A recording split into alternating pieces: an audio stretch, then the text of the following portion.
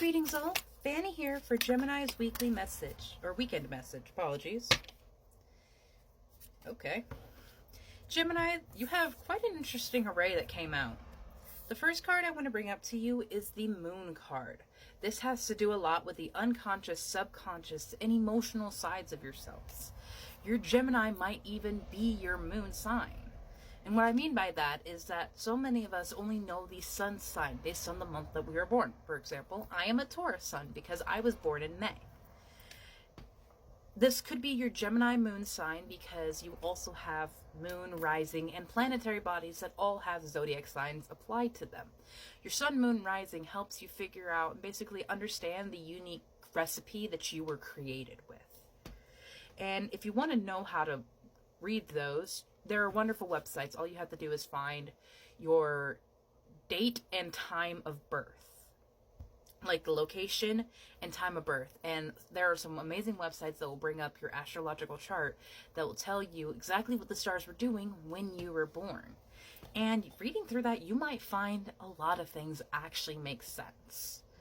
So with the moon card here, I feel like there is unconscious struggles and works being brought to light because we have a lot of ambition with the 10 and 2 of Wands.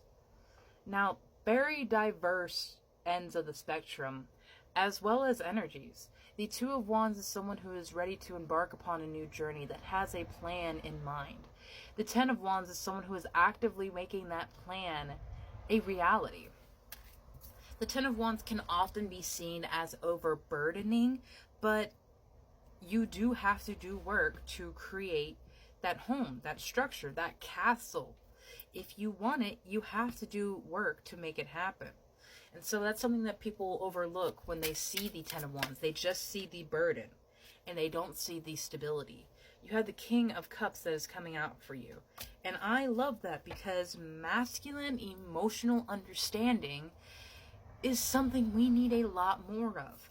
The King of Cups is someone who has absolutely mastered his emotions and not only is protective of the cup that he can take in himself, but the cups that come into his vicinity. And this is reminding me of you are the culmination of the people that you surround yourself with. What are they filling their cups up with? Because if you were to accidentally drink from another's cup, would you want to drink their sadness and sorrow, or would you want to drink their happiness and love for life? Now, I'm not saying that you are taking that from them or stealing that from them. I am saying that they are sharing their passion, sharing their love for you, with you. And I do feel like there would be a sense of community because the dolphin in the background. Dolphins very rarely travel alone. They are smaller than some of the other creatures of the oceans, but they are powerful in numbers. They have protected pregnant women from sharks when they are literally giving birth in the ocean. They are fierce warriors to protect what is theirs and protect their family. And I really love if you were to embrace that dolphin energy of protectiveness and enjoyment of life. Dolphins are also very intelligent. I just caught 333 on my timer. They can recognize themselves in a mirror.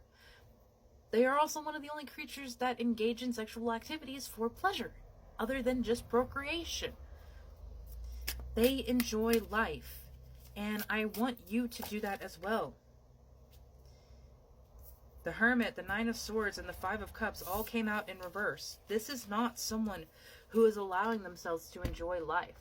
This is someone who is going down a repetitive cycle, a rabbit hole of guilt and shame, and I don't want you to be hanging on to that. Like, I'm not even going to keep these out because I don't want you to do that.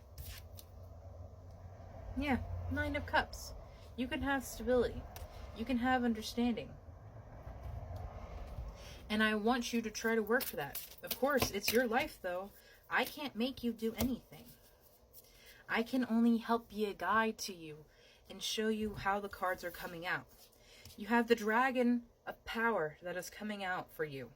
As you are resting, as you are sleeping and recovering, there is great spirits and great powerful beings watching over you to ensure your safety. The Willow Spirit of flexibility is coming in to help you give into the bend and flow of life. Not everything has to be a rigid structure. Not everything has to be copy and paste. This is the way that my ancestors did it, so this is the way that I have to do it. Flexibility is a wonderful gift, my love, because it shows us different perspectives and mindsets, different ways of going about things. You have the Wizard of Awareness.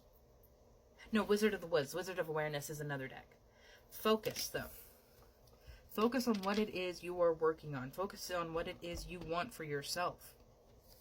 Because you are the creator. You are the manifester of everything that you have ever wanted. The things that you state in your mind, unconsciously, subconsciously, they become your reality. That is part of the reason why the Moon card is coming out. It's to hold you accountable for the life that you are living now. Because you created this. You allowed this to continue to happen. And I know you're probably not going to want to hear that if it is a bad situation. Like, why am I allowing myself to be in this situation? Why did I create this situation of abuse? The Forest Temple of Enlightenment and the Boggy Fog of Patience. Understanding comes with time and healing. Understanding comes with a conscious effort to not be the same person at the beginning as you are at the end. You want to grow. You want to develop. And of course, all of these things will take time, but it is not outside of the realm of possibility. It is not outside of the realm of reality. Despite what so many people might say in today's world, it is possible to have happiness. It is possible to have a happy relationship, a good job, and take care of your family. Sometimes we have to think about it different ways. Sometimes we have to go about things different ways, because I don't know if you can see, but this current economical system is not working for us. It is working us. And we have to be smarter. We have to think about different ways to accomplish what we want to accomplish, to get what we want to get.